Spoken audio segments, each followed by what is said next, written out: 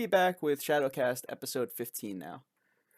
So, Aka, we were talking about our weeks before we got a little sidetracked. What were Yeah, we just? so We were talking about the chests.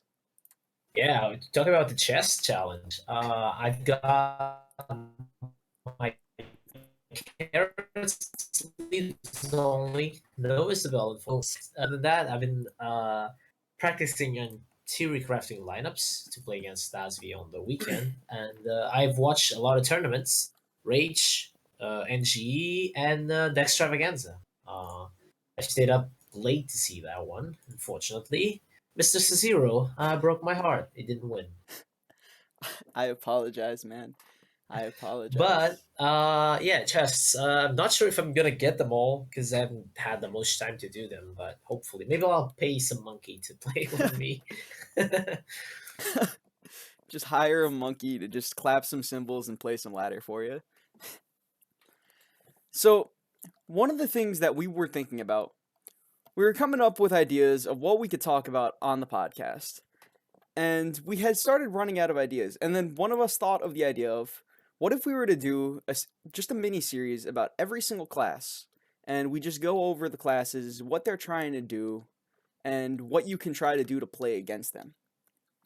So we decided we wanted to go along with that, and today we're going to be talking about Forest. So today is Forest Day. It's a class No bias. it's a class that me and Aka both happen to love. I have out of all my classes, Forest has like twice as many wins as my second most played class. So Check. I enjoy that one. It was my first class in Shadowverse. I remember starting to play Shadowverse with my friend last week. It's all about fairies. I'm a man. I'm a real man. I don't play with fairies. But then I lost to Path to Purgatory, and that just blew my mind. The win condition of Path to Purgatory just. This is so fun. I want to play this deck, and I fell in love with it. I played 400 games with it.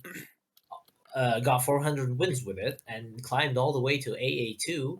And then I stopped playing the game because, well, we got to Rage of Bahamut and PTP wasn't didn't feel good. So I was like, I don't care about Shadowverse too much now. But I found out that I lost because Goblin Mage was interesting. You can talk about that if you want. So I didn't get to play with Goblin Mage when Goblin Mage was broken. I didn't start playing until like maybe like a month after that nerf. But when I hopped into the game, I was always a huge I play green in every single card game I've ever played. So a friend of mine was like, "Hey man, you would probably really like OTK Roach. It's basically green." So It's basically green. So I picked that up. It played a lot like Legacy Elves for me, and Legacy Elves is my favorite deck in Magic. So it was like Legacy Elves, but the math was simpler because there's less crazy interactions going on. So it made it was just easier for me to process, and I loved that deck, man. I played so much of that deck. I remember when Soul Squasher came out, Forest was not in the best of spots because Shadow was everywhere on ladder, and I just kept playing, and I'd just be slamming my Jungle Wardens and evolving it and immediately getting Soul Squash, and I'd just be losing game after game to Shadow, but I loved every moment of it. Yeah, I remember coming back. I remember that day. I came back to Shadowverse one day. I used to get my dailies, my daily rewards, not the quests. But I saw the wolf, and I was like, "Oh, this is so exciting!" I crafted 3 wolves. I net decked a wolf deck, and then I lost miserably.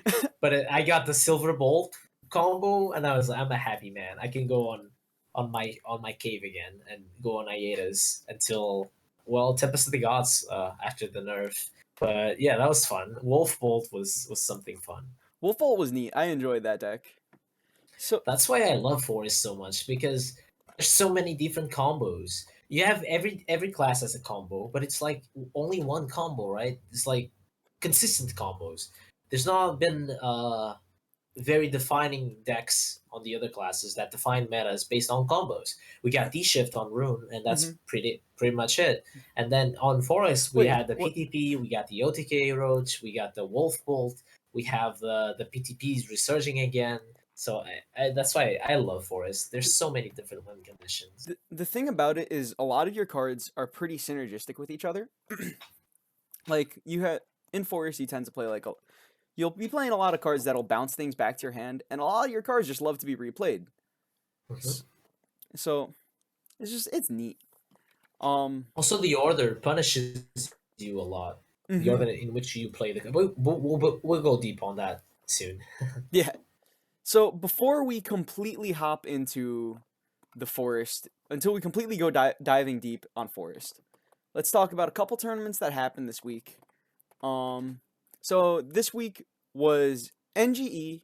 There was the NGE Dextravaganza, and then there was the Hallowed Sky Grand Tournament. So let's start with NGE. Aka, I know you played in that one. How was that? It was rough. This week was probably the hardest week I had to play. I played for the third time. I played against an aggro lineup. I have not learned my lesson yet. I keep bringing Shadow to it, and I'm like, this is the moment Shadow is gonna shine. And they're like triple aggro. I'm like, oh come on. Eventually, someone will be greedy. Someone will bring control decks, and then all my rage on Twitch chat will be explained because I was watching NA. I kept being triggered. I kept saying, "You're supposed to win this matchup. Shadow beats Control Blood. Shadow beats Dragon. Shadow beats Haven." And people are like, "Nah, okay, what are you talking about?" I'm like, "Just please let me play that matchup." But no one wants to play greedy decks, so Uh, it feels bad, man. But other than that, I had an intense Vengeance Mirror. If you guys didn't see that, I advise you to go see that. People went crazy because I didn't trade into a Caraboss, What but I won, so was I'm that the 3-0 at the moment. was that the game where you did a trade into a bat? Yes. That I was evolved a ward into a bat, and I left Caraboss on the board. I remember watching you do that evolve and thinking that was one of the most heads up plays I've ever seen. Yes. I it's I'd have to agree. It was one of my favorite moments in Shadowverse competitive was that and the Evolve Forte on the Contenders Cup. I was playing against the Shadow. He played Prince Catacombs, and I evolved the Forte face, and I smiled inside because I kept telling Teji the first Forte against Shadow is always Evo face, and I was doing that, and I was like, please don't punish. I told Teji, please don't punish, and I didn't get punished, and I got rewarded. So, but I'm not gonna say it's 100% the safest play there, but sometimes you need to take risks because you need to see into the future and see where you'll be in a couple of turns, and Mhm. sometimes you just need to tempo out your opponent, force him to slow down so you can catch up and win the game. If you can put your opponent on the back foot, that is a good spot to be in usually, Mhm. because then you can start controlling the pace of the game. Yeah, but it was a fun weekend. I think you guys, if you didn't see it, go see the VODs. It was a hella fun, and Extravaganza was also so much fun. I loved it. I loved that event so much. I can't say it enough. I want to thank NGE so much, NGE and Psy Games, because I know they had something to do with that. So much for having this event. It was so much fun, man. I got to wear a monkey mask on camera. I got to play. I just got to have a blast. I played against Mofu. I've never really talked with Mofu much at all before. Um, Having whatever communication I had with Mofu gained me so much respect for the man. He's so funny when he Yeah, when it was his turn to play, the camera zooms in on him and there's just a skeleton in his seat and it's not actually Mofu. I lost it. I was laughing so much. yeah. And chat went crazy. People started making puns. It was bone-nastic. It, PogChamp.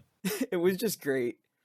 That event was tons of fun. Mofu ended up winning that one. Me and him played round two, and fortunately for him and unfortunately for me, he came out victorious, and he was able to bring home some money for a good charity. I don't remember exactly what charity he chose, but I know Uh, the first and second place charities were like knowledge based. One of them was for Wikipedia.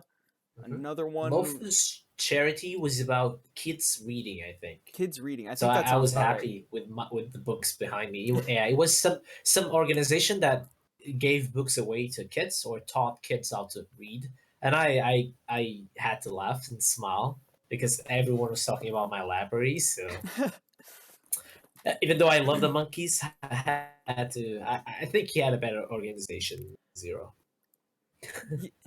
Y- yeah, no, in a way, I'm actually kind of happy that I didn't win it because I think out of everyone's charity, I think I chose like one of the least noble ones. Mine was a funny charity, but there were some people in there with with some charities that I think were much more legitimate than mine. So, but I enjoyed that event very much. And then what else we had was the HSK Grand Tournament, and in that event was won by Mr. Lodge, CPV Lodge. And one thing I want to say is I have been seeing his name quite often lately. I feel like I don't know if that's just me. Have you been seeing him do stuff? No, because unfortunately, most of the things I watch are NG and Rage, so I haven't seen. But I'm happy to know that someone is doing all right on all the tournaments because the community was asking for it. There was nothing to do besides NG, but now we got a lot of tournaments going on and coming up, and I'm happy to see that players keeping their competitive spirit on. Yeah, this week there was a lot to play in. And HSK was a massive tournament, right? It was We like 2 days. We had like 6 hours of tournament play, and then we had the top eight. I think we have never done anything at this size and sort. So we had one event before this one that wasn't casted to the same extent as this one. It might not have even been casted at all now that I think about it. But that one had gotten 70 something people to sign up for that one. And this event that we had over the week had 50 something. But the thing is, this was a harder event to play in because you yeah, just needed more time. So I imagine, and it was also at an awkward time zone. So the fact that we had 50 people show up for this was honestly like, I was very impressed. And yeah. Also, like NG players weren't playing on it probably because they were tired, of course, and because we had the tournament on Saturday. They had to play. The Europeans had to play, and then it was an awkward time zone to the EU. So it was a number. yeah, and even with that, we still had 50 people sign up for it. And when we were streaming the actual tournament and doing that, we had a solid like 70 people, 75 people watching it. And I really thank you very much to everyone who was watching us, everyone who supports our content. Like it means more than you guys will ever understand to me. Oh, we got follows because I heard the follow noise. So thank you for that. So, um, yeah, so let's go back to talking about Forest. So, one of the things that I want to talk about Forest is let's just like get out of the way. What is Forest trying to do just as a whole? So to me, I see Forest as it is a deck that just loves to get a whole likes to get a lot of small things on the board and just be flexible with the stuff that it has. It can decide if I'm in a position where I feel safe, I can get some chip damage in. If I'm in a position where I think my HP is going to matter, I can take the good trades and I can just defend myself when I need to. Mhm. Absolutely, I think Forest game plan is very interesting. I think it's a deck that wants to start fast. You want to play cheap spells. You want to play your fairy circles. You want to play with the brambles. You want to play your fairies to the board, and then it slowly starts to slow down the game. It starts to transition into this mid-game value-oriented game. Of course, you can stop the curve at 4 and go full aggressive, or you can transition into your mid-game. And the package for Forest on the mid-game is full of value. And then on the late game, you have the finishers and the win conditions. So yeah, I think I agree with you. You want to play a lot of cards. You want to in Magic. There's this concept called like tempo. Your opponent is restricted by mana, and you are as well. So the more cards you play, the faster you play the game, the more up on tempo you are. And Mhm. Forest feels like that. Forest is the class that is tempo oriented, in my opinion, because you're playing like 3 or 4 cards in at the beginning of the game, and your opponent is playing like 1 or 2, and yeah. And meanwhile, it's turn 3 and you got a board of 5 fairies and you're just going face with all Exactly. of Yeah, them. yeah, yeah. And you got like this splash effect that deals 1 damage, and all of a sudden your opponent is down to 13 or 14 just because of fairies, and then you got the combos. Hmm. So some of the things that I think Forest does really well is I think Forest has some really solid removal between cards like Sylvan Justice and Elf Twins Assault.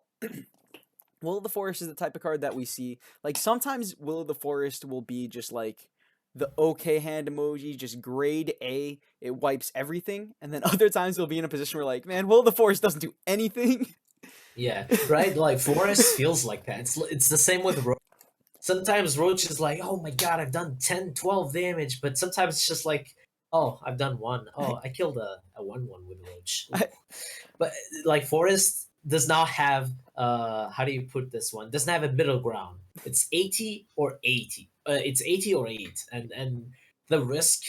It's just the risk reward is so good. So cards like Will of the Forest, Cassiopeia, you got cards like Crystallia. When she goes off, she's amazing. But if you can't pull it off on 5 with DPM or other types of techniques, it just feels bad. Like Yes. play a 1/1 and a 4/4. She can be a little underwhelming sometimes. Oh yeah, especially when you just like when you do the sad play of you play your Tia out and you just evolve the Aaron or not the Aaron, Yeah, the the Eve. the bodyguard, the Eve. Yeah.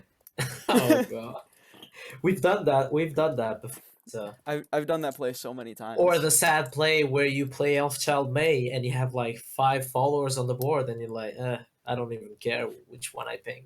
Yeah, I just want to bounce my Child May and play Will of the that, Forest and not clear the board. that's another card when I was talking about the removal and just like tempo swing cards. May is fantastic at that. Yeah. May is just you ever have those curves where it's just like turns where your opponent played a 2/2 and you just go May, I win the game. Yeah.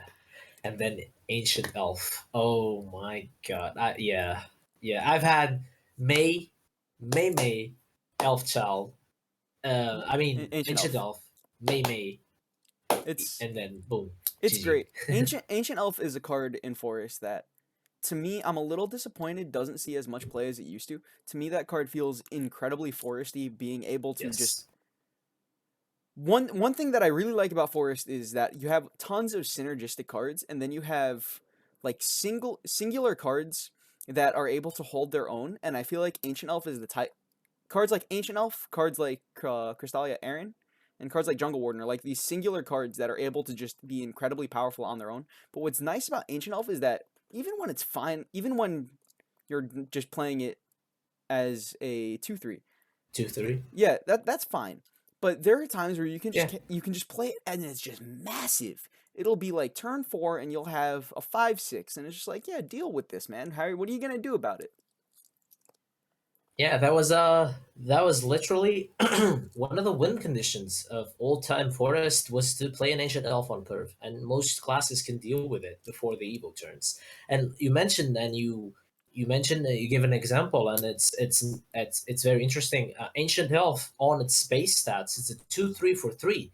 She is Grimnir stats, and everyone was saying Grimnir is played everywhere because the stats are so strong. It has ward, it protects your small followers. Well, ancient elf is basically that. And she's the card. She's a very good balanced card. She doesn't feel like I mentioned. She's not a Will of the Forest. She's always consistent. Even if you play her for no gain, she's also strong on herself by herself. And I think like as you mentioned, she's one of the cards that has held Forest as a strong class.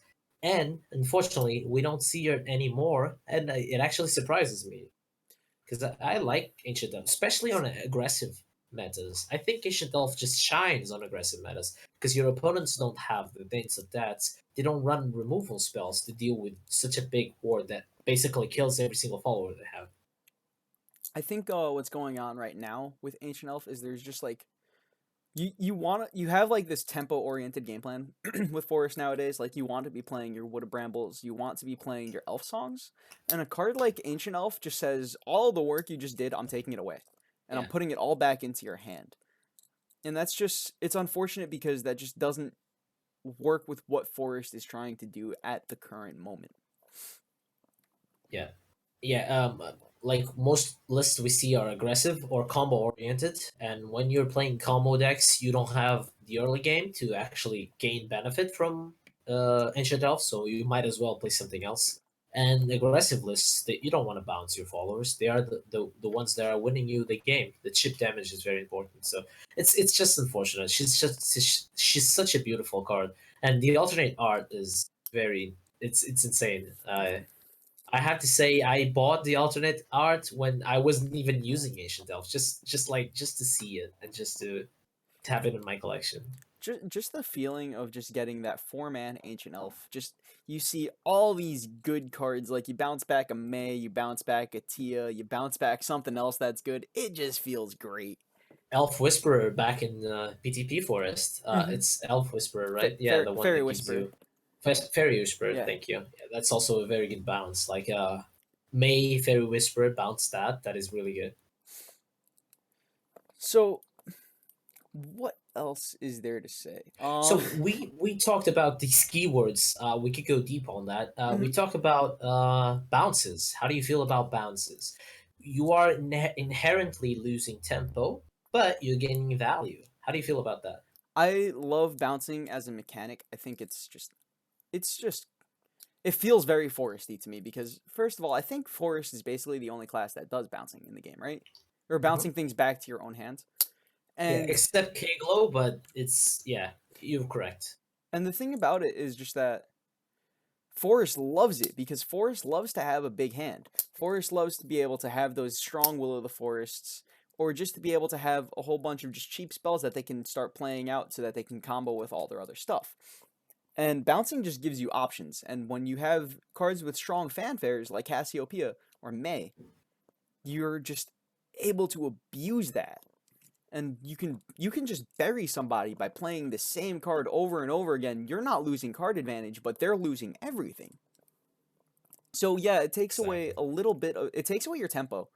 But when you're able to play cards that have a way to recoup tempo like May or Cassiopeia, it doesn't really matter. Hmm. Yeah, I am a I am a value aficionado. I just love my juicy value, and when I saw the bounce mechanic, I kept bouncing my Tias. I've had games where I bounced 5 times my Tia, or something insane like that, Oh, because I was playing back in C rank or B rank, and people didn't kill my Tia. So I was like, let's teach them to always kill the Tia, and I actually was playing back in Wonderland, I was playing a Tia deck, and hmm people forgot to kill the Tia. So I was like, I was streaming at the time. I was like, guys, let's teach them to always kill the Tia again, because people forgot about that. People were not killing my Tia, and she's a 1/1. But I saw people trading like 3/3s into it, 4/1s into it, even though they were playing an aggressive deck because they had to. She's just a threat because of the bounce. Like the bounce mechanic, I love getting all that value, bouncing my maze, bouncing my roaches, bouncing my wood of brambles, bouncing my I kept bouncing my ancient elves, like just keep grinding my opponent, refreshing the health on my ancient elf. And I Bouncing think Ancient Elf is one of that my the favorite good things old to do. days of forest are being lost a bit because of that, because you're losing tempo on a meta where you cannot lose tempo. But once in a while, it feels so good to keep refreshing your ancient elves. I play a game where I just do that. Just play 2 cards, Ancient Elf, all over again.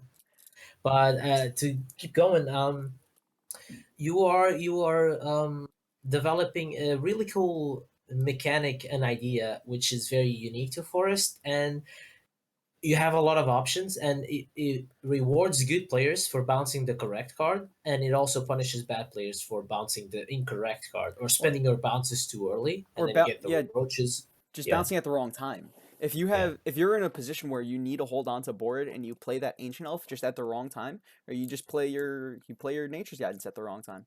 Like Hmm. in the Dextravaganza specifically, I remember I used my it was on turn 4 and I used my what's it called? Not Nature's Guidance, the other one. Airbound Barrage. Uh, I I bombed. Yeah. Yeah, I used my Airbound Barrage on turn 4 and it was just too early and I ran out of cards because of it and I lost the game based off of that. It was purely because of that turn 4 play that buried Mhm. me. And Yeah, it's a very hard mechanic to use and abuse. mhm. And like even if you're experienced with it, sometimes you can just make a mistake with it. Absolutely. When Wood of Brambles nowadays is considered to be one of the strongest cards for Forest. But when the card came out, people were not abusing it in the sense that people were not bouncing the Wood of Brambles. I remember specifically you said that you didn't know Nature's Guidance. I think it was you that said you didn't know Nature's Guidance could bounce amulets. Yeah, Was it I you that said it? always yeah, it Yeah, was me. I always thought ancient elf, not ancient elf. I thought nature's Nature's guidance Guidance. just was only followers. Just they Yeah, most just people didn't even realize that until they started seeing Brambles replayed and recast it all over again. and I had hundreds of games. I've played well over like 1,500 nature's guidances by the time that I had said that, Yes. and I just didn't even know. Yeah. And that's just all those options. I love decks that give me options and ordering. One of my uh, funniest nitpicks when I watch NG on Twitch chat, and people have noticed probably, is that I always question order. I'm always thinking about those little details, and Forest just rewards you so well for ordering correctly. One of the win conditions is completely based on ordering, like the amount of cards you play. It gives you extra damage. So if you mess up a bounce or a specific order, you don't activate your elf songs or whatever you need, and you might bounce something that you needed to trade or even evolve. And I like that. Yeah, sometimes like if you just play your bounce at the wrong time, like and now so all of a sudden now your May just can't clear the thing that you needed it to clear, and you can lose a game based off that just for you Exactly. made the wrong choice. So one of the things And about Forest is I feel like it is a very punishing class for the people who are not as experienced with it. absolutely. I remember started sorry. I remember started sorry. No problem, I take your think I time. choked. I remember started playing Shadowverse, and some people were saying, "Do not build a forest deck. Don't do it because it's for the more experienced players. Newbies will not play your." It was PTP. It was kind of like a hard deck to play. Like Ultra Fate was also very weird to play, and yeah. So people were saying, just don't play forest. Just play sword, play blood, and I always intrigued me because as a newbie, that was the first class I started playing, and once I got good at the game, I realized now I understand why they said newbies shouldn't play the game, because I came back with the background on card games, but most people don't do. They don't know that bouncing is bad. Bouncing a card, you're basically destroying your card and having to recast it again. It's like you're playing. Let's say you bounce You- Water Fairy, You're so you're spending playing mana to destroy you're your own spending card. 2 play points to play Water Fairy, right? And you're spending even 3 because you're playing Nature's Guidance. So for a new player, they don't realize what that is. Why is it wrong to play my Ancient Elf and bounce all my fairies back to the hand? I get a big body, yeah, but then you get punished by Dance of Death. So it is very punishing for new players, and you need to keep calculating risk and reward. And yeah, And that's one of the things that I love about the deck is that I feel like with Forest, for me, it plays just when I'm actually playing like OTK Roach. To me, Mhm. I don't feel like I'm thinking about, okay, what's he gonna do next turn? What's he gonna do next turn? Like how I will normally do with a lot of other decks that I'm playing. To me, I'm thinking, okay, how many turns is it gonna be until this game ends? And I need to make Yeah. sure I'm one turn ahead of him. The first thing I coach when I when I coach Forest is the difference between a master Forest player and a normal Forest player is not the math. Everyone can do Roach math. Is the notion that you could win on 6 or turn 7 instead of turn 8 or turn 9. That is the big difference. It's not missing the lethal, it's setting up the lethal. My first plan when I go to a turn is see if I have lethal and then set up lethal. And with Forest, that is extremely hard to do. There's a lot of the next level math you need to do, and then you need to consider, does my opponent's class run wards? Does my opponent's deck run wards? Does it run healing? Does that affect the math that I need? Do I evolve face this turn, or do I save the evolve for Fina because I can get 5 damage? Because if you evolve this turn, you get 2 damage and you can finish the game next turn. But if you evolve Athena, you had 3 extra damage, but you're slowing down your combo 1 turn. So it is very next level, and that is what keeps me very humble. And I think I'm not a strong forest player, even though I can run the deck. I can grind like 100 games of OTK Roach. I could get in Wonderlands. I had a really good win rate, but I Mhm. always felt that there was something missing.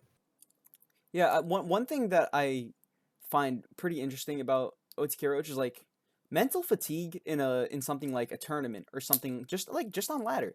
That's a real thing. And Mhm. sometimes legitimately sometimes if you're in a good spot, it might not be worth it to strain yourself and do the actual roach math. Just take the game, you can potentially take the game a little bit slower and you can still win that way. Yeah. You don't overload your brain. Not But then always. again, in tournament, you need to be on Mhm. top, right? Mhm. Because losing a turn, I've noticed Forest losing a lot on NG. I think I saw 4 games at this point. Four, and I've watched NG only 1.5 seasons, and I saw 4 Forest games that they had lethal and they missed it, or not necessarily lethal, but they could set up lethal and they didn't do it, or they bluntly missed lethal. So Mhm. it's definitely a deck you should not run to a tournament if you're not like super confident about using it. And that's the thing, like I have so many games on Forest, and like if I go like a week and a half, 2 weeks without playing Forest, I don't feel comfortable bringing it to a tournament Yeah. because like my math isn't on point. You need to like with the math for me, it's not that I'm actually like I'll be doing the math, but it's more of like I look at my hand and I just feel it. Like I got lethal now. I don't have lethal this turn. I'll Yeah, probably have it next turn, and then after I get that feel for it, then I'll count and I'll make sure. But it's more exactly.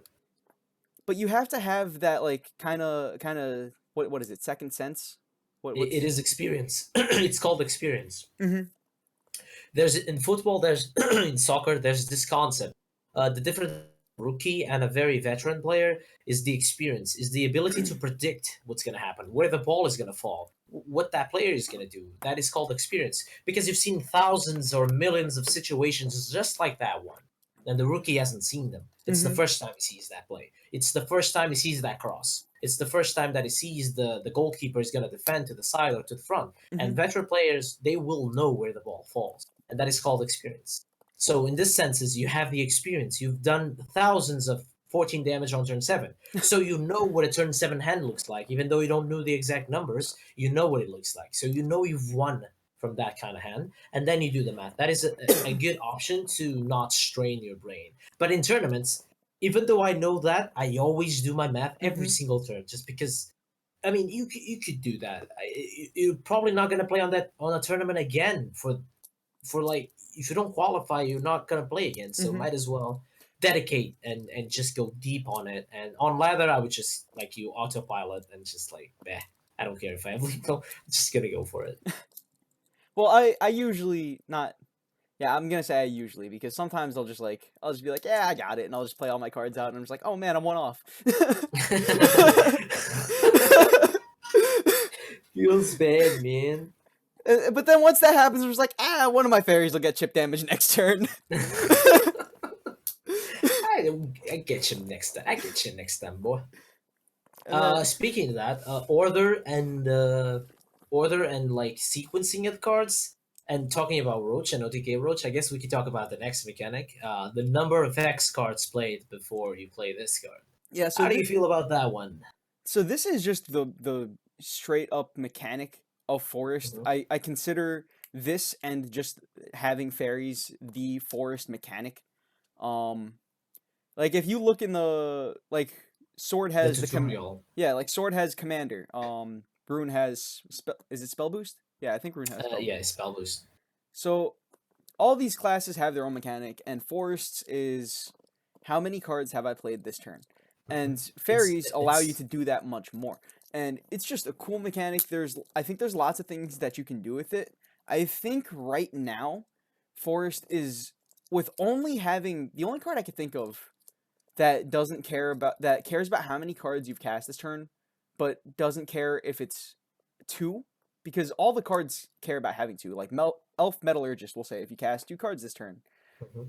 deal 2 damage to something. What are some other Elf song. examples? Yeah, Elf Elf Song, song. Tia. They Mhm. all want you to cast 2 cards, but even the Felper Kitten wants you to cast 2 cards. But Roach is the only one I could think of that doesn't care how many you cast and just wants you to cast more spells. And I think that's part of the reason why Roach is so strong, is that it is one of the only cards in that class that isn't pigeonholed into I need it to be two and I need it to be at least two. Or like I feel like if there were just more cards that say, hey, if you just cast one spell and you get the small bonus. Hey, if you cast three spells this turn, you get a bonus. If you cast four spells this turn, you get a bonus. Now we start having a way where you can start building your deck in a way where not all my cards trigger on two, and I can start changing the order of how I play them. Mhm. It also it also gives you a, because you could get this effect for two, and then you could get the other one for three, and then the other one for four. So you chain all these advantages, and that would be a very powerful indeed. Mm-hmm. But I really enjoy the mechanic, and I think Fairies obviously does a very great job at complementing it, just because it gives you all of these cheap things to do. You know, you can play your Fairy Circle when you have a full board and you still get that spell cast. You can play your Sylvan Justice and then you can play the Fairy out, and you Mhm. suddenly have your two cards that you've cast out of one card. It's also inherent to your it's also inherent to that mechanic that your hand is going to be deployed, because you're playing like three cards a turn just to activate something. So they give you the fairies as a way to not be broken, not like draw two cards for one play point, but you pseudo drawing cards. You like your fairy circle is kind of like adding two cards to your hand, even though they're fairies. So they're way to balance your hand size with actually wanting you to play cards is giving you fairies. And I think that is a very good way to complement both mechanics, the use of fairies and the use of, because I do not feel bad about playing those fairies to activate my effects. But if I had to have an entire deck, like 40 cards from 1 to 3, just to activate all my effects, I would feel bad because my hand would be deployed in like 2 or 3 turns. And I think fairies are a very good way to make forest a very interesting concept. But there's also uh, design flaws with that mechanic, and it's not always crystal clear, not always a bed full of roses, if you know what I mean. Because I've actually on our Discord, I've cried a lot. I think it was Wonderlands or Starforge, because Games kept punishing us from playing Forest because we have all these clunky curves. All I wanted to do was like have a card, like you mentioned, give me an effect if I play the card before. Because you talk about Felper Kitten, we talk about Elf Song, we talked about Elf Metallurgist. So how do I chain those cards together? Do I play my fairy and then do I waste my Felper Kitten? Do I play my elf song without buffing my cards, but then I want to buff my Felper Kitten? So do I play my elf song and then do not buff my Felper, or do I play my Felper and then I don't get the effect, but then I get the elf song? So it was this complicated. It didn't feel good to play that mechanic, except Roach. I don't think people play Roach always play Roach because it's Roach. I think they always play Roach because it's the only good card to use that mechanic on. Like we had Tia, but now we have nothing to activate our Tias. We only have APM.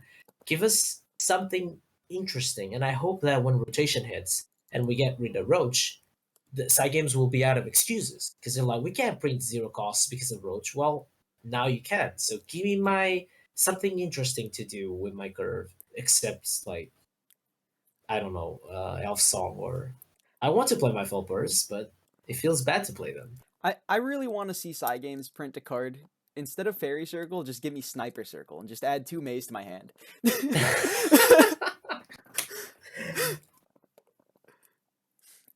But it's I just really like the just all the things that I could do with Forest, and I feel like right now it's just interesting because we're just a little pigeonholed because the only real ways you can play the deck right now is like some like amalgamation of like some aggro forest. Like, have you seen all of the aggro forests running around? Nobody really knows how to build it. Everyone just got some weird way that we're playing like we're playing some of these things for whatever reason, and we got one of these, and I guess maybe we'll find some reach because we have one fairy driver or something. And it's Yeah, just they're I the lists I'm not don't a feel fan. coherent. And I'm I not a fan. I have too much love for PTP to play, like you mentioned, that amalgamate. It feels like a chimera of sorts because you're playing goblins with fairies. Come on. But then you play Eperia, this like mouse rabbit kind of thing, and then you play fairies. Like, I'm not much of a player guy and context, but like, I mean, come on, Eperia's ugly and like fairies are so cute, and I don't I know. like Aperia, but like I've been playing a good amount of Forest, right? And I have this one list that I've been having more success than honestly I'd like to be having with it because the deck looks dumb. It doesn't make any sense. Like Yeah. I'm playing like not that many ways to actually have neutral activators, but I'm still playing two Elf Twins Assaults. I'm playing like a random Carrot. I'm playing like all of these random cards, but if I draw my Staircase, it works because the Staircase pulls everything together. And it's weird. The list is just weird, and it's working, but I'm not happy that it's working. It reminds me of the expression, it's a castle built out of glass, right? hmm It's like it's this beautiful shiny thing, but if you make a break on it, it just comes crashing down. Yeah, it's a House of Cards. Yeah, exactly how I feel like these aggro forests look and play to me. Because like I'll play my games with aggro forest, and there are so many times just like on a specific turn, like oh yeah, if he has this card, I lose just flat out, Mhm. and and like Now, I have to say, I've never played a single game of Agroforest, not even in Cockatrice. No, I played my Venuses on Cockatrice. I feel like Agroforest has like half the tools to be the tempo deck, and then like the other half, they're not like good enough. Because like a card like Elf Metallurgist, and this is a card that we've talked about a good amount today, so I'm gonna just say what it does. Elf Metallurgist is 2 play points, and it is a 2/1, and it has fanfare. If you cast 2 cards this turn, deal 2 damage to something. And now this is a card that I think is fantastic for Forest. Unfortunately, it has an awful 2/1 stat line. And if Mhm. you're just gonna tempo It's play it, also unfortunate that you can activate it on average on turn 4, which is the Evo turns, and you don't want to Evo a 2-1 like you mentioned. hmm it's just it tries to be a turn 4 play, but the thing is your 2 damage on turn 4 isn't as relevant anymore. So Exactly. so the card is like it's very awkward, and I feel like that's the case with a lot of forest cards right now. Unfortunately, You like know what Forest needed? Coin. Give me coin. coin is Come on. coin would actually be a pretty strong card in forest. I would Wow. very much like to see Dragon Oracle in That is forest. basically Van Cleef. Like Van Cleef exists because of coin. hmm Take coin away and like Van Cleef is non-existent. It's the same thing with cards like this. Elf Metallurgist. If you had a coin, So those cards would be seen play. It's like SA7 agent, right? It's exactly like that. so, yeah, so coin is a card in Hearthstone, which is 0 mana, just gain a play point for this turn only. And yeah, a card like that just enables a lot of crazy things and crazy tempo plays. But the thing is, it's not too crazy because it's costing you a card. And like a card like that would make a card like coin in Forest would make it so that hey, now you can start playing a list that an aggro list that I had messed around with a lot was just like I'm gonna play all of the 2 mana draw spells. So I'm gonna play the three what's it called? The Wandering Fairy? Not Wandering Fairy, that's not the right one. Which one? Water It's Fairy? no, it's a 2 mana Oh, 2/1 with draw a card if you the cast wandering elf, Wandering right? Elf. I think that sounds The right. So you're talking about the 2-1 that. Oh no, what's the effect? it is a 2 mana 2/1 with if you cast 2 cards this turn, draw a card. It's wandering elf. Wandering Elf. Yeah, so I was playing a deck that I was love that card. a whole bunch of Wandering Elves and all of the Glimmering Wings. And a card like Coin would actually like bring a deck like that together because now you can start for free. Trigger, you can activate these abilities that let you draw all these cards and let you start hyper cycling through your deck. Yeah, I actually played that card on Darkness Evolve. It was one of my favorites because you would chain them like the later the game became, the more you could chain cards in, and it was a really interesting effect. That But and that card like yeah, when you start having cards like what's it called Nature's Guidance and the other one that the Airbound Barrage, it's great because you play out your 2/1, you kill something, you draw another card, you start drawing more cards, and you can start and playing it then you again. metallurgist, and then you do all cool things, but it just doesn't work out because again, there's no early game options. We are forced to play water fairies. I wish we had like something like a one play point cycle, something like Insight. That would also be interesting. In- Maybe Insight would be a very, very strong card in Forest. interesting. Yeah, yeah. Because we can't play Nature's Guidance on right. We need something on the board to bounce, and Nature's Guidance was never a one play point cycle because you were always bouncing something. Mm-hmm. So something I like about Forest is that we're talking about all these cards that are just very synergistic, but there are actually a couple cards in Forest that are just very standalone, just powerful. So some of the cards like that would be, we talked earlier about White Wolf. White Wolf of Eldwood. That card just like, it comes down. It's a White Wolf is a 8 mana 4/4 with Rush, and its effect is last words at the beginning of your next turn. Add the most expensive card in your deck to your hand, and then make it cost 0 mana. So this lets you just get your win condition into your hand, and you can do crazy shenanigans with it because it costs 0. And we were talking about earlier, like Forest loves to play a whole bunch of cards the same turn. So when your expensive cards cost 0, first of all, that's already really good. But now it costs 0, so it's really good because you can start chaining it together with all these other crazy things. Yeah. I was talking about like Wolf Bolt was so fun to pull off Mm-hmm. because when you see the wolf, you know you're probably dead next turn. It's so fun.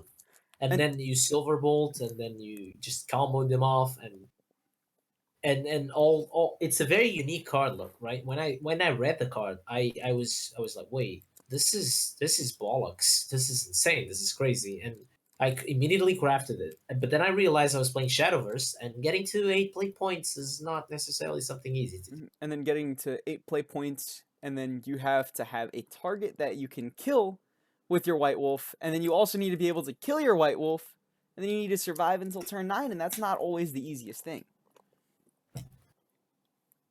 And I guess that's why we don't see White Wolf around all too much anymore. Mhm. But Yeah, but they have like Forest feels like they have the most unique cards, right? Now that mhm. I'm thinking about like Anomaly is something also insane, Yeah, it and just says win the game when it attacks face. Not a Mhm. particularly good card, but it's interesting. And one of my favorite win conditions in Forest, which is Jungle Warden.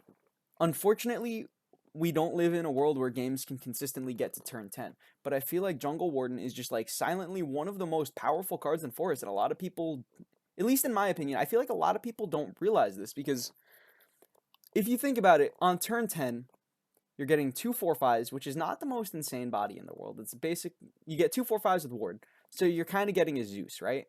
But the thing is, a Zeus only has 5 attack. The Jungle Wardens are split up with 4 attack each, and they can Mhm. both go face, and they can both trade into whatever you need to trade them into, and then they and protect you till the next turn to play your next Jungle Warden.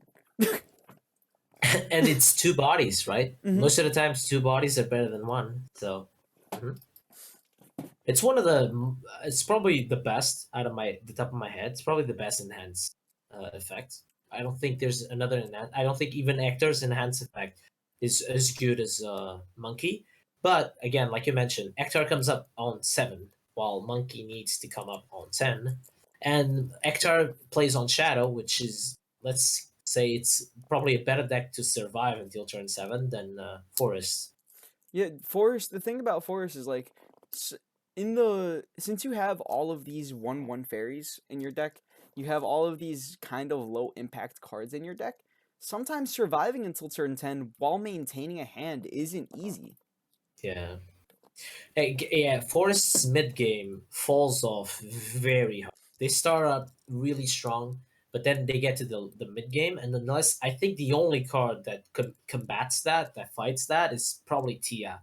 I don't think there's anything else in It, Forest that it, can even contest the mid game of other decks besides like getting an EPM curve into a Tia on 5, and then maybe bouncing a Tia and then play it again. it's I like don't think yeah. it's that card, it's Tia, and then Will of the Forest and Cassiopeia, and those are like Yeah, the but only ways. And Will of the Forest and Cassiopeia are inconsistent. Yeah, and Will of the Forest doesn't even advance you. Just it gives away, it gives an initiative back to your opponent. Why I like Tia is that it actually allows you to gain initiative instead of just I killed your board, now you can play another board, and then I kill your board, and then you play another board, right? Hmm. Like the mid game falls really hard because you're playing 1/1s on turn 4. It's not good. Yeah, and then they're just not well statted. And one card that like a card concept, I love like kind of designing cards in my own head a lot. And a card concept that I actually like thought would be kind of neat for Forest, which like you're not you're gonna see it's not the most original idea, but just like a 2 mana or a 3 mana 1/1 that just gets +1/+1 and rush rather than storm. So it's much like Roach, but Oh. you're able to use it to control board, and it's just a big body. It's flexible and it removes the big things that you need to take care of. And I think that'd be a really neat card for a class like this. Mhm. Yeah, it gives you options. Something that I was always did not have a control forest archetype. That's something I've always tried to do. We've seen a couple of control forests, but they were always neutral based because Elf Twins Assault. That is something I'd like to see for forests. Something that is really strong. Is It's a good removal option, but again, you need the neutral package, and that doesn't really feel forest to me. Because we see cards like Heron, we see Elf Queen, we see all these good value cards for the late game to But stabilize and to like elephant, right? It's mm-hmm, something you need to stabilize and then you finish off like a control deck. Control decks. They stall, and then they drop their bombs like Aegis, like Bahamut, and all of a sudden they turn the tempo on you. But on Forest, all we see is like we got the Elf Queens, we got the Elephants, but we don't. We got the Jungle Wardens, but we don't have the mid game or the removal options that are good enough. Will of the Forest is very clunky. It isn't consistent. You need a very big hand. It's not always possible because you have fairies to play. yeah. Sometimes you just like, man, I feel like I need to play this fairy on this turn, but if I play the fairy on this turn, maybe my Will of the Forest just won't do anything for the rest of the game. And it's interesting. I feel like where Forest lacks the most is 4 drops, with EPM being like one of the few good ones, and EPM is only good sometimes, and those sometimes being when you're on the draw. Yeah, yeah. The Evo turns for four are very rough. Yeah, and I feel like the 3 drops as well are just kind of weak. Like it kind of surprises me. Like Forest to me seems like a class that should just have 3 mana, just a body that does some damage to remove something, like, and then it's cheap enough where you can play it and you can bounce it and you can just kind of abuse it a little bit like that. But Yeah, it's not that game breaking, at least in my opinion. And I feel like just an effect like that just feels quite foresty, and that might help fix some of the mid game issues that Forest has right now. So yeah, and I think that ends up for number of cards played. I guess. Do you want to add something else to it? For number of cards played, not really. But another card that I wanted to talk about was just like we were talking about powerful standalone cards, and I think one of the most powerful standalone cards in Forest that we didn't talk about is Aaron. Hmm. Aaron is a workhorse for Forest. Being a 6 play point, 4/6 with ward and fanfare, gain 3 HP. Plus, if you're play it on 8, it enhances and restores an Evo point. It's crazy. It does Yeah, so much for you. It helps bridge you to the late game. It keeps you safe. It's just a strong body by itself. you can Evo her always on 8. Mm-hmm. Or you can just play her on 8 if you're in in a comfortable position, and you don't have to Evo her, and then you can save that Evo for something more important. Yeah, she definitely gave the punch that, for instance, OTK Roach needed. The OTK Roach needed something like that, something that stabilizes and slows the game down when you don't necessarily have the combo pieces on your hands. Sometimes you didn't have them, and Erin just always almost gave you an extra turn because she heals and she's effectively 9 healing. If you think about it, if your opponent has no way to move it, she's a 6 health body and she heals you for 3. She gives you an evo, which allows you to trade, and that that now that I talk about it, she's probably like the Sybil for us. Without Aaron, maybe we wouldn't even see anything else besides Agroforest. I mean, if you look at a lot of the forest decks, like neutral forest plays Aaron because Aaron is Mhm. incredibly strong at just slowing the game down and getting them to She's their. probably the reason, together with Beauty and the Beast, that you're actually playing Neutral Forest is because you have options like Aaron. Mm-hmm. And like even some of the aggressive forests, like some of the lists that I've had the most success with, just like my aggro lists, still play one or two Aarons. Sometimes even the full three Aarons, just because it's a strong tempo card. Like you could even just play it on 8 and just evolve your fairy and get lethal. Yeah, yeah, yeah. In that sense, she's like 2 damage, right? Yeah, no, she's incredibly flexible. Also, I mentioned Beauty and the Beast. It's my favorite Wonderland card. Mm-hmm. Uh, That we've seen it a lot recently. Unfortunately, it didn't do the most because Shadow is still popular and Shadow is just like really strong against Forest. But I feel like Beauty and the Beast is the only way Forest has to fight against the natural arch nemesis. Like sometimes you win against Shadow because of Beauty and the Beast. yeah, it's just it's so difficult to remove and like it's so difficult to remove and it pushes so much damage and if you can't answer it it's just going to end the game by itself and there's no ifs ands or buts about it. It's weird that they made it because it contests Aaron.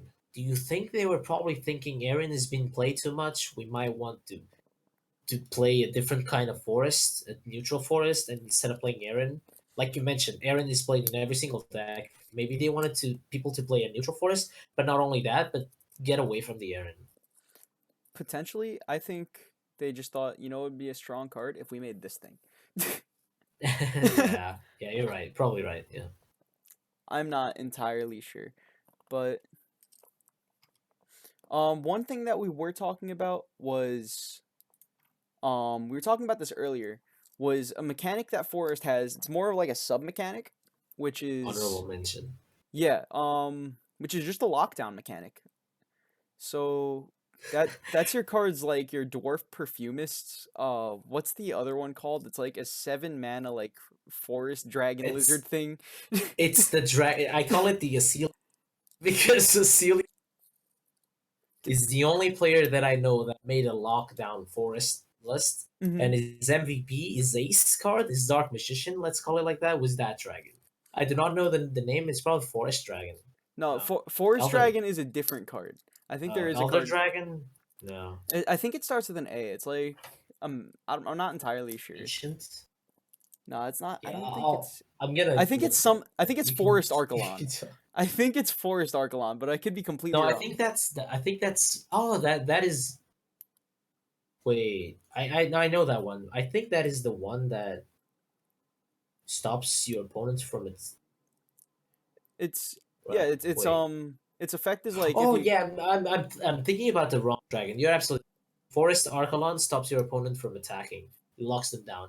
I was thinking about Ancient Forest, but that one gives resistance from spells. That is the Lisa effect. Oh, Yeah, yeah, you're right. that's another mechanic that actually that Forest plays with a little bit, with just protecting its stuff.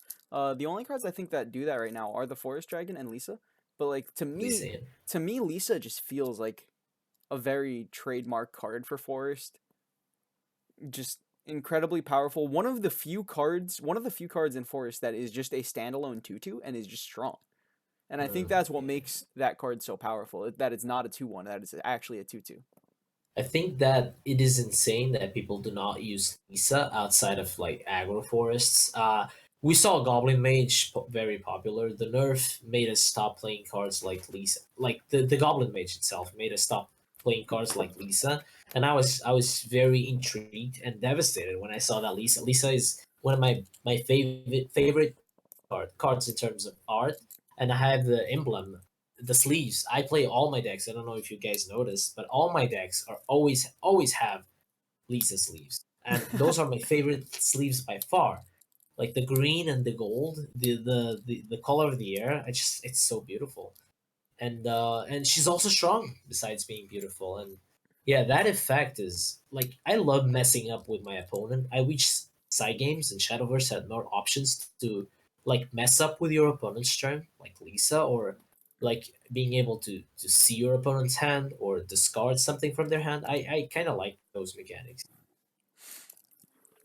One card that I really like is that I'm actually really glad that it's starting to see more play again is Water Fairy, because to me that's like, it's just definition, this makes sense to be a card that should be a staple. It's cheap, it fights for board a little bit, it refills its hand, so it's like it doesn't cost anything. But we saw with like the Goblin Mage nerf, card like that just started not seeing play. But it's starting to get there again. I'm pretty happy about that one. Yeah. I, I mentioned the Goblin. Goblin makes me sad because I love Water Fairy. Like, why are we making me play Goblin?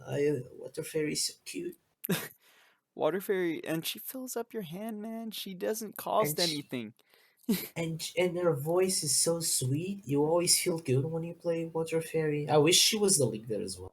Yeah, she just doesn't want somebody to hurt her. That's all that she's looking for.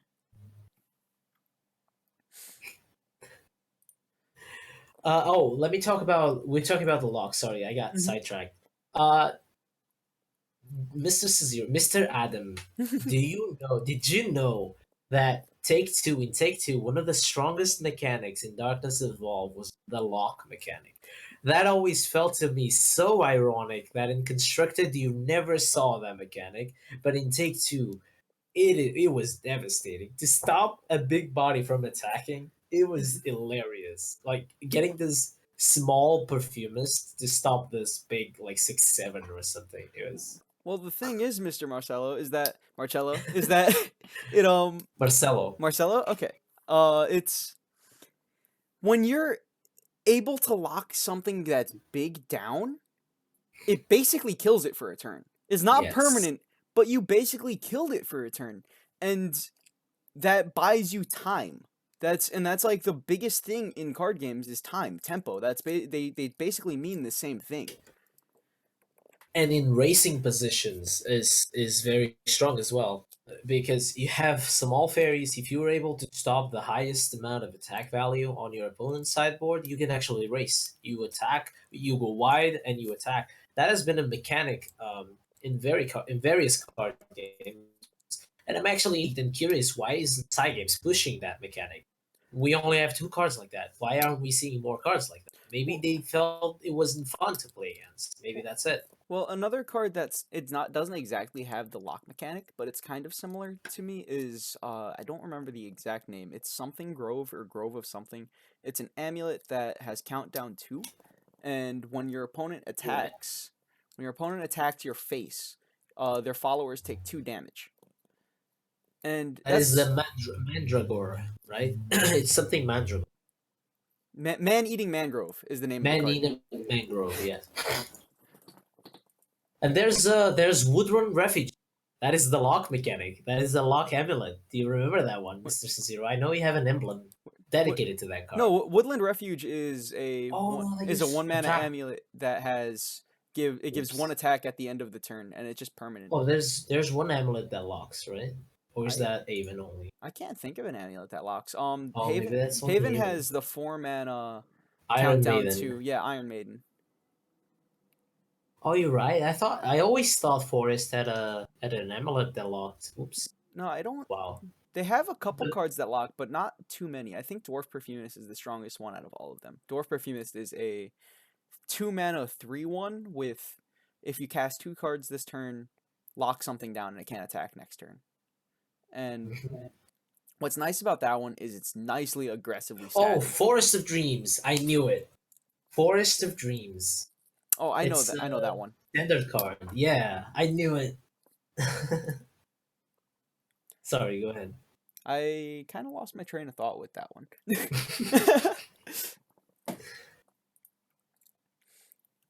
So we talked about all of these things about playing against, or just playing Forest in general, and just about the class in general. So how about playing against the class? I feel like one of the most important things when you're playing against Forest is just keep their good followers dead. You don't want to Uh-huh. you don't want to leave them with the board. You don't want to leave them with the ability to be able to Exactly. get those good Wood of Brambles turns in. You want to just stop Yeah, them before they can do their broken stuff. yeah, you definitely want to kill every single body they have on. You want to kill it. You also want to keep track of their hand. You want to know how many fairies they. Sorry, are you there? Yeah, I'm here. Oh, okay. Because your mic cut. Sorry. You always want to keep track of how many fairies. I used to play on Darkness Evolved. We played PTB mirrors, Hmm. and it was definitely a lot of fairies in hand. So I used my hand. I would go like this, and then like one fairy, two fairies, three fairies, and then they spend, and I'm like, I spent two, so he has one. And I think that was a cute way to keep track of it without using a paper or pen. Otherwise, you'd be crazy, like typing all those fairy names. But definitely, you need to keep track of how many fairies do they have, how much damage, how many zero costs tokens, how much damage can Roach do. So, mhm. If you keep track of that, you'll be able to know what the class you're playing against is capable of, or what. Yeah, because it's very important to know how much damage they can. Especially, we're talking most, of course, because you need to know: do I need to ward or do I need to heal? Can they kill me over a ward or can they kill me over the heal? So So I think I think we hit about a lot of the things that we wanted to talk about. Can you think of anything else about Forest that you want to talk about?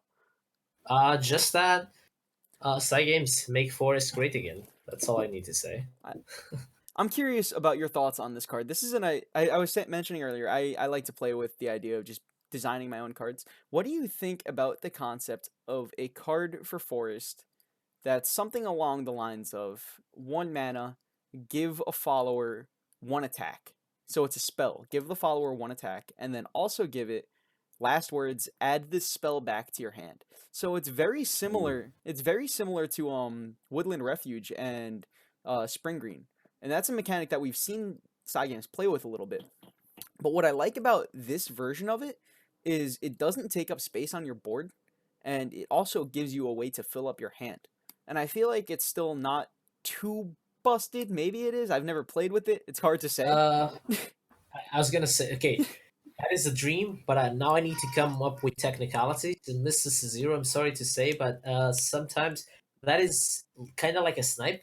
We know how strong snipe is, Hmm. and getting a snipe every single turn possibly might be too strong. It might be. It might be too strong. I was happy with +1 attack with being a one play point spell with the +1 attack. We need to Hmm. talk about that. Zero.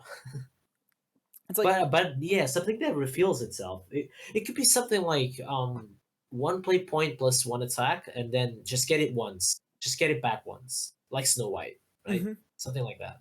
yeah, Instead of that just keep or coming back. or maybe every time you play it, the cost gets increased by 1. Like I feel like there are so many ways to play with that.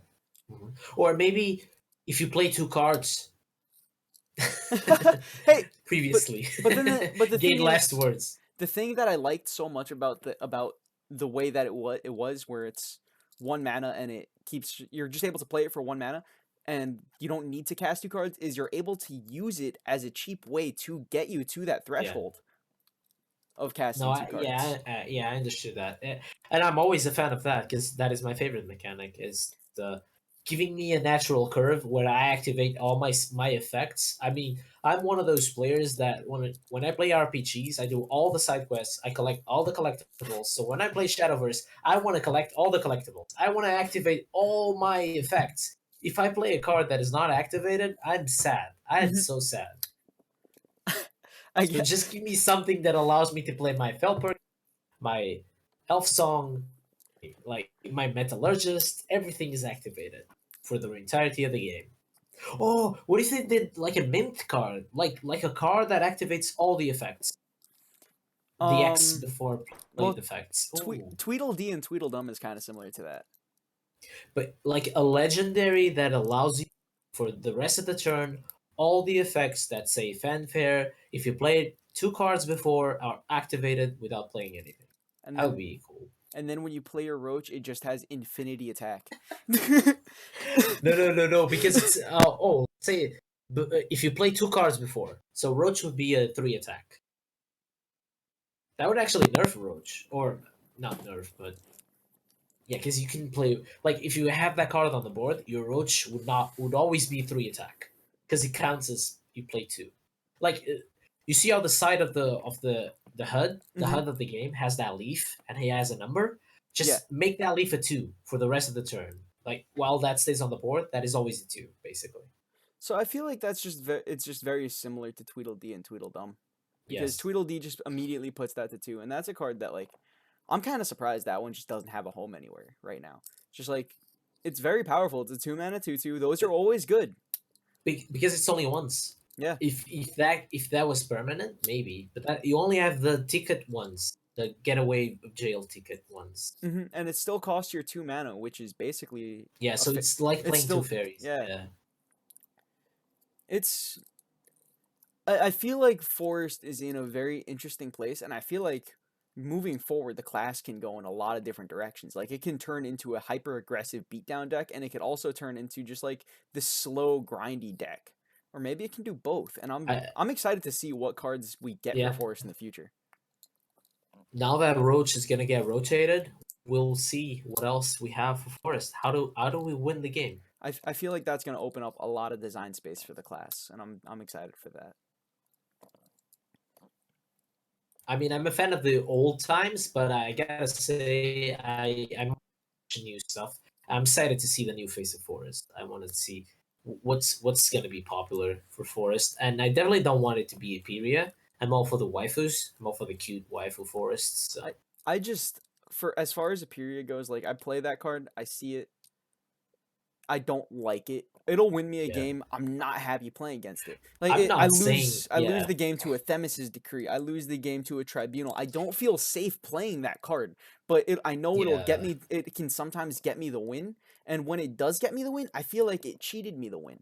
I don't feel like I did anything to actually deserve it. My opponent just didn't have the Exactly. card to interact with it. Like it's so weird to me that people cry about Roach, but Roach requires setup, and they don't cry about Imperia, which doesn't require anything. If you pull it off, it's 5 damage. You It, have done nothing it's 7 besides one. damage because you almost Oh always yeah, tempo evolve it. yeah, you're right. And you did nothing. You didn't set up nothing.